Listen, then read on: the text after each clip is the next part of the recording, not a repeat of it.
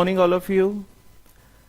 So students, last class में हम लोग बेसिकली जो है इंडिपेंडेंट ऑडिटर्स रिपोर्ट के बारे में पढ़ रहे थे और उसमें से एक हेडिंग जो था हम लोग पढ़ रहे थे दैट वाज ऑडिटर्स रिस्पॉन्सिबिलिटीज। तो लास्ट क्लास में हमने उसको आधा किया था, तो रिमेनिंग पार्ट जो है अब हम लोग इस क्लास में उसको कंप्लीट करते हैं। सो आगे लिखा है इसमें, what is the responsibility of an auditor, that is evaluate the overall. Auditor has to evaluate, just a second, auditor has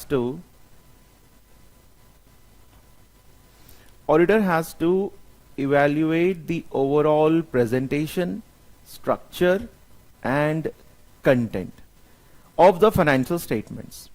अब देखिए बच्चों, इसमें जो लिखा है evaluate the overall presentation, evaluate the overall presentation means when the management is preparing the financial statements, जब management financial statements को prepare करती है तो उसका स्ट्रक्चर कैसा होना चाहिए, उसका प्रेजेंटेशन कैसा होना चाहिए। So basically it is talking about the FRF only. So evaluate the overall presentation, structure and content of the financial statements including the disclosures. तो ऑडिटर, ये पहले तीन जो टर्म्स हैं, प्रेजेंटेशन, स्ट्रक्चर एंड कंटेंट, तो ये तो बेसिकली आपके ये आपका FRF को कवर कर लेगा of the financial statements including the disclosures. और ऑल्सो ऑडिटर ये भी देखेगा क्या मैनेजमेंट ने प्रॉपरली सब कुछ डिस्क्लोजर्स किए हैं कि नहीं किए हैं, notes to accounts properly maintain हुए हैं कि नहीं हुए हैं, ये सब जो है ऑडिटर देखेगा। And whether the financial statements represent the underlying transactions and events in a manner that achieves fair presentation. Fair presentation मतलब the better presentation of financial statements. Auditor ये भी देखेगा क्या मैनेजमेंट ने एक फेयर प्रेजेंटेशन किया है कि नहीं किया है। अब कुछ इंपॉर्टेंट पॉइंट्स है बेटा, यहां पे फेयर प्रेजेंटेशन का मीनिंग थोड़ा सा मैं आपको समझाने की कोशिश कर रहा हूं। What is basically this fair presentation. अब जैसे मान लीजिए फॉर एग्जांपल एक एंटिटी है, उसको जनरली मैनेजमेंट को क्या करना चाहिए, इन्वेंट्री को कैसे वैल्यू करना चाहिए, कॉस्ट या फिर net realisable value whichever is less, उसके बेसिस पर जो है इन्वेंट्री को वैल्यू करना चाहिए, बुक्स ऑफ अकाउंट्स में शो करना चाहिए। बट अगर मान लीजिए एक एंटिटी जो है वो केवल और केवल कॉस्ट पर ही शो कर रही है, अपने इन्वेंट्री को कॉस्ट पर शो कर रही है, वो ये रूल फॉलो नहीं कर रही, कॉस्ट और NRV which ever is lesser, ये रूल नहीं फॉलो कर रही है। क्यों नहीं फॉलो कर रही है? जब हमने उनसे पूछा तो उनका ये कहना था कि sir we are unable to ascertain the net realisable value of an inventory. तो हमें बेसिकली एनआरवी को असरटेन ही हम लोग नहीं कर पा रहे हैं, तो इसलिए मजबूरन जो है हमको कॉस्ट पर ही शो करना पड़ रहा है। तो ऐसी सिचुएशन में इट इज ओके, इसमें फिर कोई बुराई नहीं है। अगर जो चीज आप नहीं कर पा रहे हो फिर उसका तो कोई ऑप्शन नहीं है। तो ऐसी सिचुएशन को जो है हम लोग फेयर प्रेजेंटेशन कहते हैं, यानी कि जहां पर एक रीजनेबल एक जस्टिफिकेशन है और आपको करना पड़ रहा है, then you can do that. But generally कोशिश तो यही होनी चाहिए कॉस्ट या फिर एनआरवी दोनों कम होना चाहिए। या फिर मान लो कॉस्ट रिकॉर्ड्स गायब हो चुके हैं, कॉस्ट रिकॉर्ड्स हमारे गुम हो गए हैं, तो हम लोग जो है प्रोडक्ट के कॉस्ट को असरटेन नहीं कर पा रहे हैं, तो उस समय फिर हम लोग, हमारे पास ऑप्शन क्या है, जो नेट रियलाइजेबल वैल्यू है उसी के बेसिस पर हम उसको शो करने की कोशिश करेंगे। सो फेयर प्रेजेंटेशन यानी कि डिपेंडिंग अपॉन द सिचुएशन, चीजें सर्कमस्टांसेस के अनुसार जो है हम एक बेटर तरीके से, जितना हमसे हो सकता है उतना बेटर तरीके से हम जो है फेयर प्रेजेंटेशन करने की कोशिश करते हैं।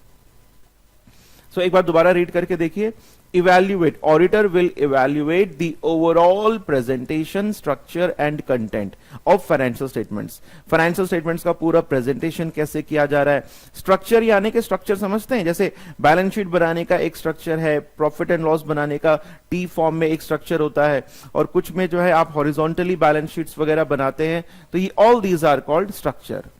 So evaluate the overall presentation, structure and content of the financial statements, including the disclosures, and whether the financial statements represent the underlying transactions and events in a manner that achieves fair presentation. तो fair presentation को achieve करना जरूरी है। Auditor यही evaluate करेगा क्या management fair presentation achieve कर पाया है या नहीं कर पाया है।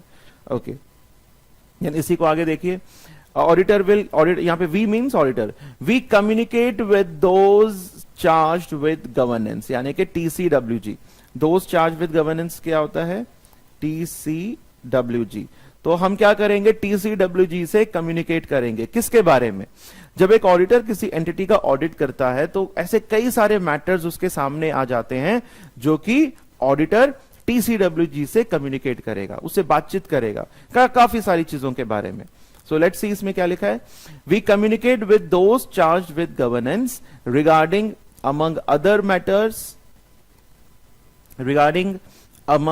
Matters the planned scope, timing of the audit, significant findings including any significant deficiencies in internal control that will identify during our audit.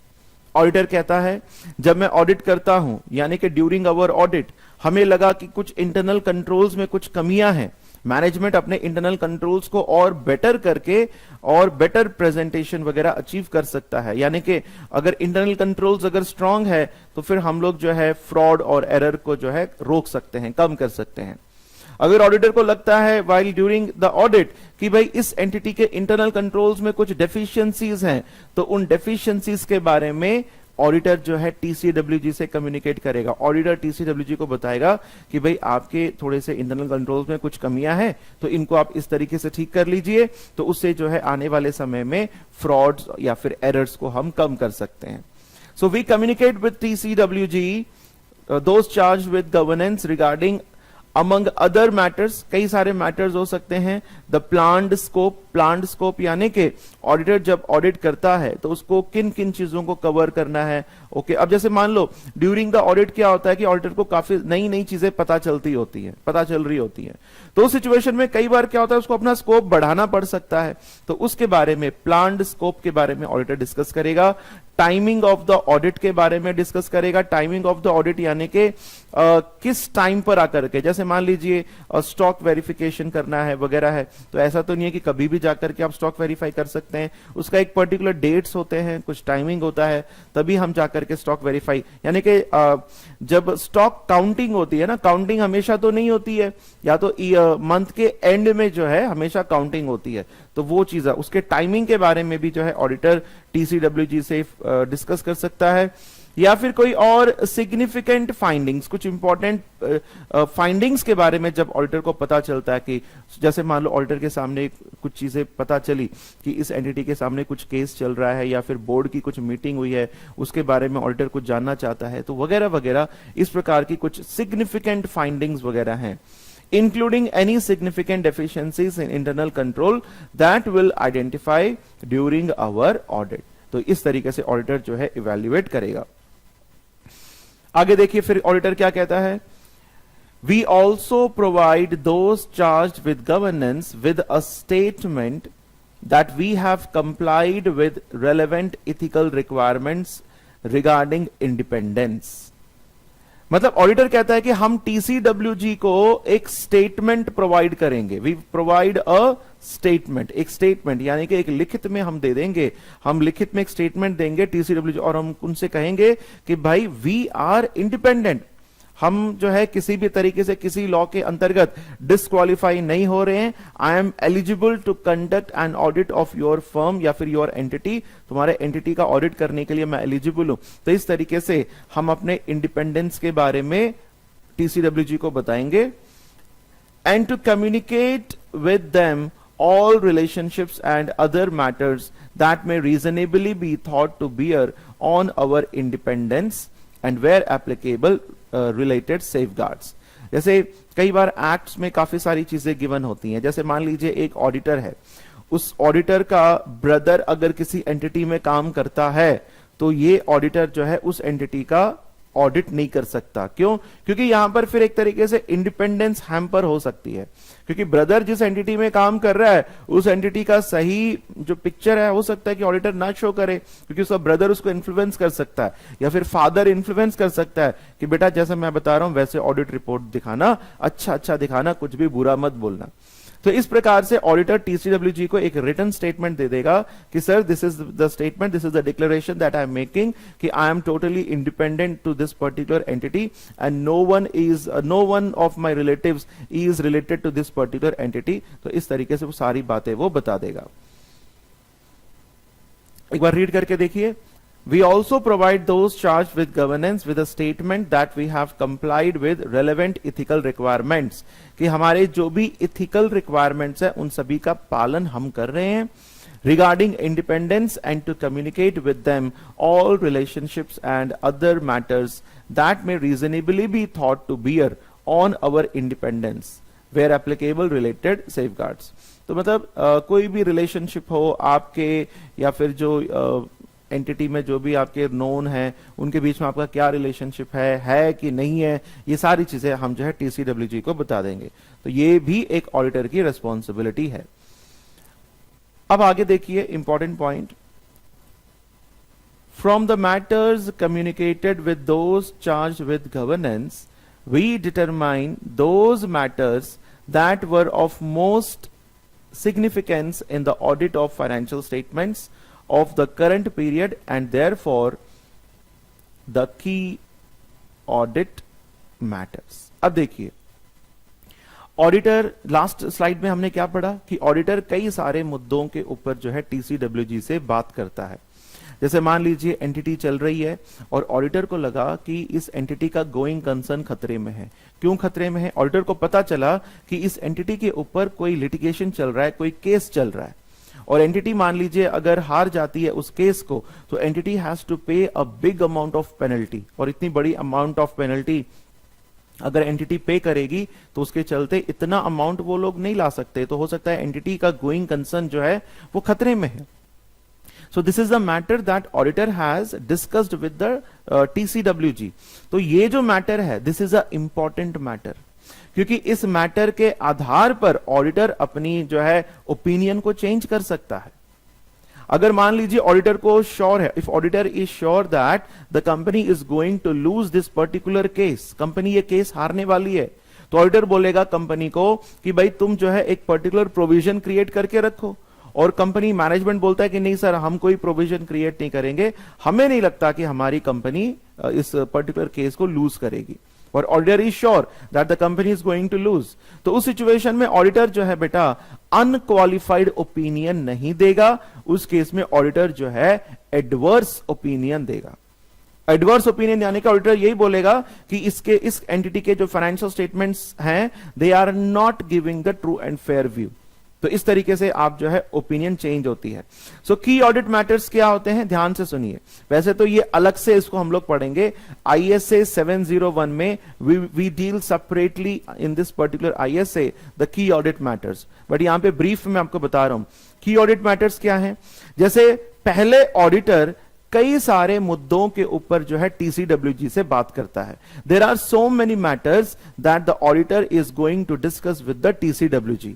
So out of those matters which were discussed with the TCWG, certain matters are considered as the key audit matters.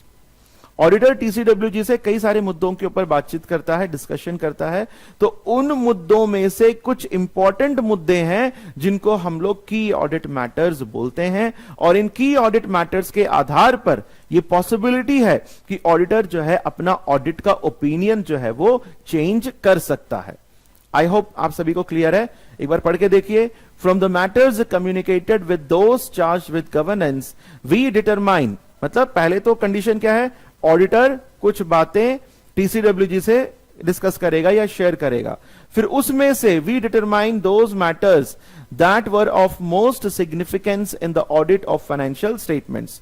जैसे going concern के बारे में कोई मुद्दा आ गया, या फिर अब जैसे मान लीजिए कोई और बिजनेस रिलेशनशिप है, किसी एक कंपनी ने कोई जो नया एक्सपेंशन वगैरह कर रहा है उसके बारे में कोई बात आ गई, या फिर एंटिटी अपना जो कोर्स ऑफ बिजनेस है वो चेंज कर रही है उसके बारे में कोई बात हो गई, या फिर डेटर के बारे में कोई भी मुद्दे हो सकते हैं। तो जो भी इंपॉर्टेंट है, significance in the audit of financial statements of the current period and are there for the key audit matters, तो इनको हम लोग जो है की ऑडिट मैटर्स बोलते हैं। सो this is important. And also students मैं आपको ये भी बता दूं, ये जितने भी हम लोग पॉइंट्स पढ़ रहे हैं इंडिपेंडेंट ऑडिटर्स रिपोर्ट, इन सभी के ऊपर आपको जो है इंडिविजुअल प्रैक्टिकल क्वेश्चंस आपको आएंगे। एक बार मैं आपका इंडिपेंडेंट ऑडिटर्स रिपोर्ट कंप्लीट हो जाएगा, फिर उसके बाद हम लोग जो है ISA 705 पढ़ेंगे, यानी कि मॉडिफिकेशंस ऑफ ऑडिट रिपोर्ट। वो पढ़ाने के बाद फिर मैं आपको जो है लगभग, क्योंकि ये इतना इंपॉर्टेंट टॉपिक है जो हम लोग अभी पढ़ रहे हैं, कि आपके 70% ऑफ द क्वेश्चंस जो है इस पर्टिकुलर चैप्टर के यहीं से कवर हो जाएंगे। तो अभी 2 क्लासेस और आपकी लगेंगी, फिर उसके बाद जो है फिर मैं क्वेश्चंस आप लोगों को कराऊंगा। तो मैं आप लोगों को यही बोलूंगा कि उन क्वेश्चंस को करने से पहले जितने भी वीडियोस अभी शुरू से जो अपलोड हुए हैं, सो वीडियो नंबर 1 से लेकर के आप लोग सारे वीडियोस आप थॉरोली देखिए। अगर एक बार नहीं समझ में आया या फिर हो सके जो एग्जाम्पल्स वगैरह जब मैं क्लास में देता हूं, तो आप लोगों को करना क्या है, जैसे वीडियो पॉज किया, उन एग्जाम्पल्स को आप कॉपी में लिख लीजिए।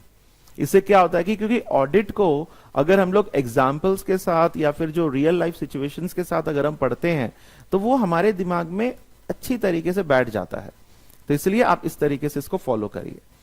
चलिए नेक्स्ट पॉइंट देखिए, आगे लिखा है, We describe these matters in our auditor's report unless law or regulation precludes public disclosure. We describe मतलब इन सभी चीजों को, चाहे की ऑडिट मैटर्स हो या फिर बाकी जो भी चीजें हैं, इन सभी को हम अपने ऑडिटर्स रिपोर्ट में शो करेंगे, यानी कि उनको प्रेजेंट करेंगे।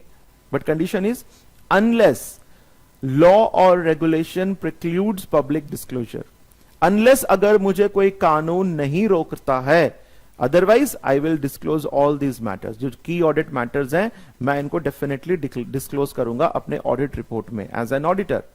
अनलेस लॉ और regulation precludes public disclosure about the matter, or when in extremely rare circumstances we determine that a matter should not be communicated in our report because the adverse consequences of doing so would reasonably be expected to outweigh the public interest benefits of such communication. देखिए बेटा, important point है, ध्यान से सुनिए। इसमें बोला है कि ये जो की ऑडिट मैटर्स जैसी चीजों को ऑडिटर अपने ऑडिट रिपोर्ट में शामिल करेगा, कब तक, unless certain law restricts it. अगर मान लीजिए कोई लॉ है वो मना करता है ऑडिटर को कि नहीं तुम ये वाली बातें अपने ऑडिट रिपोर्ट में नहीं लिख सकते, तो फिर ऑडिटर के पास कोई ऑप्शन नहीं है, फिर वो नहीं लिखेगा। बट ऐसी कोई बात नहीं है, then auditor will definitely include these matters in his audit report. अच्छा, एक और इसमें पॉइंट क्या बोला है, we determine that a matter should not be communicated in our report because the adverse consequences of doing so would reasonably be expected to outweigh the public interest benefits of such communication. एक example ले लेते हैं। जैसे मान लीजिए आप auditor हैं, आप किसी बैंक का ऑडिट करने गए हैं। जब बैंक का ऑडिट आप करने गए हैं तो जनरली मान लो कभी ऐसा कोई केस हो गया कि बैंक ने किसी कस्टमर का जो जो पैसा था, जैसे कस्टमर ने अपना पैसा डिमांड किया तो बैंक के पास उस समय कैश की अवेलेबिलिटी नहीं थी, तो बैंक ने एकदम से जो है उसकी सर्विस को उसको प्रोवाइड नहीं किया, तो उस व्यक्ति को हो सकता है 1-2 दिन वेट करना पड़ गया। तो एक कंप्लेंट था, फिर सामने वाले ने कंप्लेंट किया बैंक के बारे में कि भाई बैंक ने जो है मेरा पैसा मुझे देने में ही 2 दिन लगा दिया। तो ये पर्टिकुलर एक इश्यू था जो कि कभी कभार जो है उस बैंक में हुआ है। जनरली ऐसा होता नहीं है, there can be any other, मतलब कोई रीजन होगा जिसके चलते ऐसा हुआ है। बट इस प्रकार की चीजों को अगर ऑडिटर अपने ऑडिट रिपोर्ट में मेंशन करेगा तो आपको नहीं लगता क्या इस वजह से उस बैंक का रेपुटेशन एट स्टेक है, उस बैंक की काफी ज्यादा बदनामी होगी, और जो इस प्रकार से जो है लोगों का जो है उस बैंक के प्रति एक एडवर्स ओपिनियन यानी कि एक नेगेटिव ओपिनियन जो है वो बन सकता है। तो ऐसे सिचुएशन में भी ऑडिटर को चाहिए कि वो इन सब चीजों के बारे में जो है अपने पर्टिकुलर इस ऑडिट रिपोर्ट में मेंशन ना करे। सो आई थिंक क्लियर है इसमें क्या पॉइंट लिखा है। ओके, अब आगे देखते हैं। नाउ द नेक्स्ट हेडिंग जो है that is report on legal and regulatory requirements. इसमें यही बताया गया है as required by local law, country specific है ये particular heading, local law, regulation और नेशनल ऑडिटिंग स्टैंडर्ड्स। तो ये लोकल कानून के हिसाब से अगर ऑडिटर को मान लो कुछ और डिस्क्लोजर्स वगैरह करने हैं तो वो भी ऑडिटर जो है इसमें करेगा। चलिए फिर उसके बाद The engagement partner on the audit resulting in this independent auditor's report is Don Henman। तो ये एंगेजमेंट पार्टनर, मान लो एक पार्टनरशिप फर्म का जो पार्टनर है उसने जो है मुर्रे एंड कंपनी का ऑडिट किया है, तो उसका नाम हम लोग जो है इस तरीके से लिख देंगे। फिर उसके बाद Wimble and company, so this is a partnership firm name. Then Wimble and company London 18 February 2020। Then this is all given in this International Standards on Audit 700 appendix. So students, this is all about our independent auditors report। ये जितने भी मैंने violet colors में लिखे हुए हैं, all these are headings under the independent auditors report। तो यहां तक हमने कर लिया है। अब मैं जस्ट समरी आपको बता देता हूं। जैसे हेडिंग है यहां पे एक्सप्लेनेशंस ऑफ द सेक्शंस। तो जितने हमने अभी तक इंडिपेंडेंट ऑडिटर्स रिपोर्ट में जितना भी हम लोगों ने पढ़ा है उन सभी को यहां पे एक तरीके से समराइज कर दिया गया है। तो एक एक करके इसको हम लोग देखते हैं। डियर स्टूडेंट्स, जितना भी मैंने आप लोगों को पढ़ाया है इंडिपेंडेंट ऑडिटर्स रिपोर्ट में, वीडियोस को थॉरोली देखिए एंड ट्रस्ट मी, अगर आप वीडियोस को देख करके चीजें अगर आपको अच्छे से समझ में आ जाती हैं तो आपके एग्जाम्स के क्वेश्चंस आपसे बहुत अच्छे से हो जाएंगे। अभी हम लोग बैकग्राउंड बना रहे हैं, मैं आपको सिर्फ नॉट ओनली दिस चैप्टर, हर एक चैप्टर को पढ़ाने का यही तरीका रहेगा। पहले मैं आपको बिल्कुल बेसिक से चीजें पढ़ाऊंगा, आप उसको सुनिए, आप बोर नहीं होना, आप चीजों को जो है मतलब थोड़ा सा एफर्ट लगा करके अपनी तरफ में एक स्ट्रेच में सारी वीडियोस को आप देख लीजिए। फिर उसके बाद जब मैं क्वेश्चंस कराऊंगा तो फिर आपको लगेगा सर एक्चुअल में हमसे जो है क्वेश्चंस बहुत अच्छी तरीके से हो रहे हैं। तो मेरा भी यही ऑब्जेक्टिव है कि अगर मैं पढ़ा रहा हूं तो आप सब बच्चों को बहुत अच्छे से चीजें समझ में आए और आप अपने एग्जाम्स में जो है एक्सेल्स वगैरह करें, बहुत बढ़िया से आप लोग करें। बाकी मैं और भी करंट बेस्ड जितने भी क्वेश्चंस हैं वो सब भी मैं लूंगा, ठीक है ना। चलिए अभी तो शुरुआत है, थोड़ा सा और सिलेबस को आगे बढ़ने दीजिए ताकि मैं इस पोजीशन में रहूं कि मैं आपसे कुछ डिस्कस कर सकूं या फिर हम जो है कुछ क्वेश्चंस को सॉल्व कर सकें। चलिए so one by one just ये समरी हम लोग देख लेते हैं। टाइटल आपको पता ही है, टाइटल में क्या लिखा था, to clearly identify the report as independent auditor's report. हम टाइटल में क्या लिखते हैं बच्चों, independent auditor's report. Then addressee यानी कि टू, किसको हम ये रिपोर्ट लिख रहे हैं, to identify the intended user of the report. तो हमने क्या लिखा, to the shareholders of Murray company. देन उसके बाद ऑडिटर्स ओपिनियन, तो इसमें हम लोग क्या बताते हैं कि बेसिकली ऑडिटर का ओपिनियन क्या था, ट्रू एंड फेयर व्यू था कि कुछ और था। Provides the auditor's conclusion as to whether the financial statements give a true and fair view or not. Okay. Next one is basis for opinion. Auditor ने जो भी opinion दिया है उसका आधार क्या था, basis क्या था। तो इसमें एक डिस्क्रिप्शन है। अगर ऑडिटर ने ट्रू एंड फेयर व्यू दिया है तो क्यों दिया है, ऑडिटर ने अगर एडवर्स ओपिनियन दिया है तो क्यों दिया है। तो अभी मैंने आप लोगों को एडवर्स ये सारी चीजें नहीं पढ़ाई हैं क्योंकि अभी जो हमने एक नॉर्मल सा इंडिपेंडेंट ऑडिटर्स रिपोर्ट हम लोगों ने पढ़ा है और उसमें ओपिनियन कैसा है, ट्रू एंड फेयर व्यू है। So basis for opinion provides a description of the professional standards applied during the audit to provide confidence to users that the report can be relied upon. तो auditor ने जो भी opinion दिया है उस opinion का आधार क्या है उसके बारे में बताया है ताकि जो यूजर्स हैं इसको भरोसा कर सकें। देन की ऑडिट मैटर्स, वैसे तो जस्ट मैंने अभी थोड़ी देर पहले पिछले स्लाइड में मैंने आपको बताया था की ऑडिट मैटर्स क्या होते हैं। एक ऑडिटर काफी सारी सिग्निफिकेंट चीजें टीसीडब्ल्यूजी से कम्युनिकेट करता है, डिस्कस करता है। तो जो जो मुद्दे उसने टीसीडब्ल्यूजी से डिस्कस किए हैं उन मुद्दों में से कुछ इंपॉर्टेंट मुद्दे जो हैं की ऑडिट मैटर्स के रूप में स्पेसिफाई किया जाता है। तो यहां पे देखिए क्या लिखा है, इसका पर्पस क्या है देने का, to draw attention to any other significant matters of which the user should be aware to aid their understanding of the entity. So कहने का मतलब कुछ ऐसे सिग्निफिकेंट मैटर्स जो ऑडिटर चाहते हैं कि वो ऑडिट रिपोर्ट में उनको मेंशन करे ताकि यूजर्स ऑफ फाइनेंशियल स्टेटमेंट्स हैं उनको पढ़े और उनकी जो अंडरस्टैंडिंग है टुवर्ड्स द फाइनेंशियल स्टेटमेंट्स वो और बढ़िया तरीके से हो। वैसे बच्चों मैं आपको बता दूं ये जो की ऑडिट मैटर्स है ये हम लोग ISA 701 में डिटेल में पढ़ेंगे, तो ये मैं आपको आने वाले क्लासेस में पढ़ाऊंगा, तो इसलिए इसमें ज्यादा मैंने बात इसमें करी नहीं है। देन की ऑडिट मैटर्स के बाद अदर इंफॉर्मेशन है, ये भी हम डिटेल में पढ़ेंगे। ये हमारा कवर होता है ISA 720 में, जो है इसको हम लोग डिटेल में पढ़ेंगे। तो बेसिकली ये होता क्या है, जैसे आपको अभी कुछ क्लासेस के बाद मैं आपसे रियलिस्टिक में जो है किसी कंपनी का ऑडिट रिपोर्ट में शेयर करूंगा।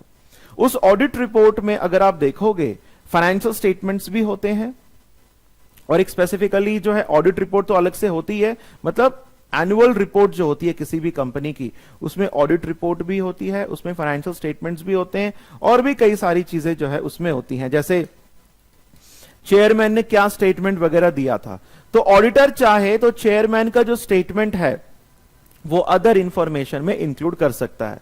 तो यहां पर बच्चों रिमेंबर, ये अदर इंफॉर्मेशन भी हम डिटेल में पढ़ेंगे ISA 720 आने वाले क्लासेस में। तो जस्ट एक बार रीड कर लेते हैं, इसमें क्या लिखा है। To clarify that management are responsible for the other information such as chairman statement, the auditor's opinion does not cover the other information and the auditor's responsibility is only to read the other information and report in accordance with ISA 720। तो basically जो other information provide करने की जिम्मेदारी किसकी है, management की ही होती है। ठीक है, थोड़ा सा मैंने इसमें समझाया है क्योंकि मुझे इसको अलग से डील करना है। तो जब मैं ISA 720 आपको डिटेल में पढ़ाऊंगा तो वापस यहां पर आकर के एक बार इसको मैं रीड जरूर कराऊंगा। ओके, तो 7th वाला तो हम लोगों ने पूरा पढ़ लिया था अच्छे से। Responsibilities of management and those charged with governance for the financial statements, इसमें लिखा है to clarify that management are responsible for preparing the financial statements and for the internal controls, including to help minimise the expectation gap. Minimise the expectation gap का मतलब क्या होता है बच्चों, ध्यान से सुनिए।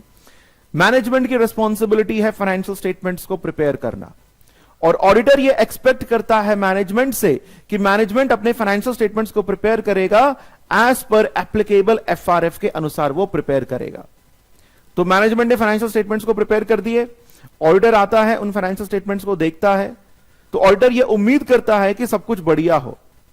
तो अगर मैनेजमेंट एप्लीकेबल फाइनेंशियल रिपोर्टिंग के अनुसार फाइनेंशियल स्टेटमेंट्स को प्रिपेयर करेगा, देन मैनेजमेंट जो प्रिपेयर करता है और ऑडिटर जो एक्सपेक्ट करता है, उन दोनों में कोई गैप नहीं रहेगा।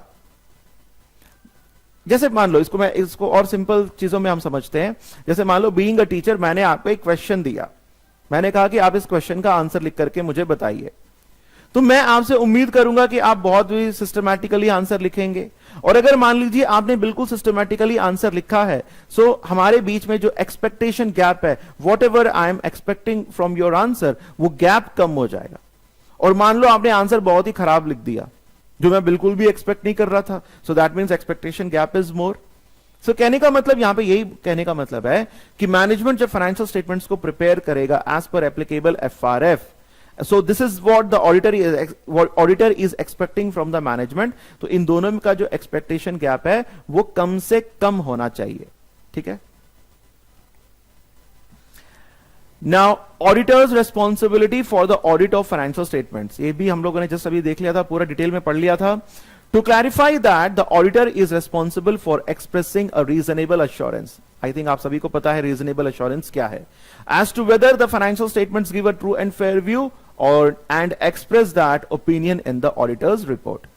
The section also describes the auditor's responsibility in respect of risk assessment। risk assessment मतलब जो risk of material misstatement है, frauds होने के जो risk हैं, उसको assess करेगा। अगर मान लीजिए if risk is more, यानी कि किसी entity में internal controls नहीं है, तो वहां पे रिस्क ज्यादा है, फ्रॉड्स होने के चांसेस ज्यादा है, तो ऑडिटर क्या करेगा, ऑडिट प्रोसीजर्स को बढ़ा देगा ताकि उसको ज्यादा एविडेंस उसको मिल सके। तो इन सब के बारे में भी ऑडिटर की रिस्पॉन्सिबिलिटी है। In respect of risk assessment, internal controls, going concern, accounting policies included to help minimise the expectation gap.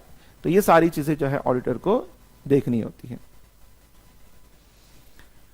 Now report on other legal and regulatory framework, ये बेसिकली कोई लोकल लॉ के अनुसार कुछ भी अगर auditor को कुछ एक्स्ट्रा रिपोर्ट वगैरह करना है तो इस 9th हेडिंग में वो करता है. So report on other legal and regulatory requirement to highlight any additional reporting responsibilities if applicable. This may include responsibilities in some jurisdictions to report on the adequacy of accounting records, internal controls over financial reporting or other information published with the financial statements. कहने का मतलब बच्चों इसमें यह है, this में include यहां पे जुरिस्डिक्शंस मतलब जो लोकल लॉज हैं, जो लोकल रूल्स एंड रेगुलेशंस हैं, उनके रिगार्डिंग अगर कुछ भी एक्स्ट्रा अगर मान लो ऑडिटर को डिस्क्लोज करना पड़ता है तो वो सारी चीजें यहां पर जो है डिस्क्लोज कर दी जाएंगी, चाहे वो अकाउंटेंसी के रिकॉर्ड्स के बारे में हो, इंटरनल कंट्रोल्स के बारे में हो, या फिर any other matter. Next one is name of the engagement partner. तो यहां पे आपको उस एंगेजमेंट पार्टनर का नाम भी आपको बताना पड़ता है. Then signature, show the engagement partner और फर्म अकाउंटेबल फॉर ओपिनियन. यहां पे सिग्नेचर होगा, किसका? एंगेजमेंट पार्टनर का सिग्नेचर भी होगा और फर्म का नाम भी इसमें आएगा. Then finally auditor's address, to identify the specific office of the engagement partner in case of any queries. तो उस ऑडिटर का जो एड्रेस है, उसका जो बेसिकली ऑफिस कहां पर है, उसके बारे में भी रहेगा. And the last point is the date. Auditor date भी तो लिखता है ऑडिट रिपोर्ट में. To identify the date up to which the audit work has been performed, any information that comes to light after this date will not have been considered by the auditor when forming an opinion.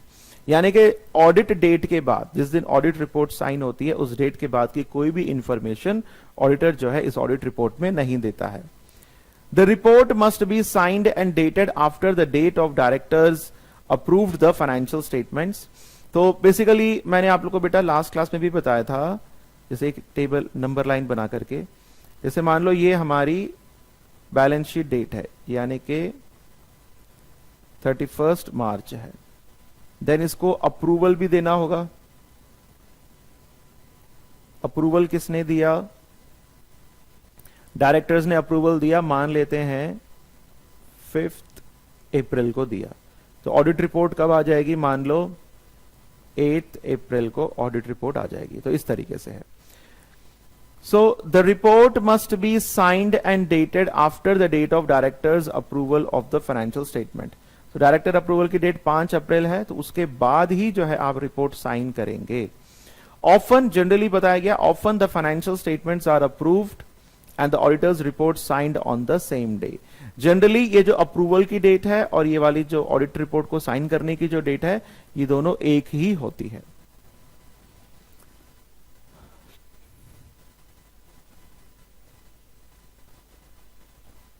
चलिए, so students, तो यहां तक जो है हम लोगों ने पूरे ऑडिट रिपोर्ट के बारे में हम लोगों ने पढ़ लिया, उसकी समरी भी हम लोगों ने देख ली. अब नेक्स्ट क्लास में जो है हम लोग मॉडिफिकेशंस ऑफ ऑडिट रिपोर्ट यानी कि ISA, नेक्स्ट क्लास से हम लोग जो है ISA 705, ये मैं आपको डिटेल में पढ़ाऊंगा. तो ये बहुत इंपॉर्टेंट है. ये करने के बाद फिर हम लोग जो है क्वेश्चंस हम लोग प्रैक्टिस करेंगे. ठीक है स्टूडेंट्स? सो बाकी बच्चों फिर हम लोग कल देखते हैं. Till then bye, thank you.